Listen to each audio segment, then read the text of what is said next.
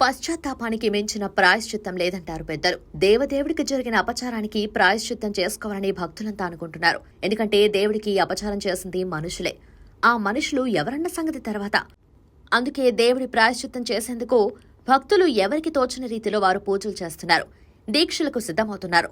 అయితే అసలు ఈ పని చేసిన వారు మాత్రం కనీసం పశ్చాత్తాపం చెందటం లేదు.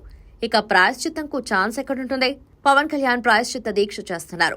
కొలికపూడి శ్రీనివాస్ ప్రాయశ్చితంగా తిరువూరు నుంచి తిరుమలకు పాదయాత్ర చేయాలని సంకల్పించారు. ఇతర నేతలు కూడా అదే బాటలోకి వెళ్తున్నారు. కానీ తప్పు ఒప్పుకొని దేవుడికి ప్రాయశ్చిత్తం చేయాలనే పశ్చాత్తాపానికి మాత్రం అస్సలు తప్పుడు పని చేస్తున్న వాళ్లకి రావటం లేదు. ఇతర రాజకీయ అంశాలలాగే ఎదురుదాడి చేయడానికి ప్రాధాన్యమిస్తున్నారు. చేసిన తప్పుడు పనిని బయటపెట్టడమే తప్పని వాదిస్తున్నారు. వీరి వ్యవహారం సామాన్యుల్ని మరింత విస్మయానికి గురిచేస్తుంది. 5 ఏళ్ల పాటు జరిగిన అరాచకాలకు సంబంధించి ప్రతి చిన్న తప్పును బయటపెట్టేందుకు ప్రభుత్వం రెడీగా ఉంది. ఇంతకు మించిన సంచలన విషయాలు ముందు ముందు బయటకు రాబోతున్నాయని టీడీపీ వర్గాలు చెబుతున్నాయి. అసలు అవి రాజకీయాలకు సంబంధం లేకుండా ఉంటాయని అంటున్నారు.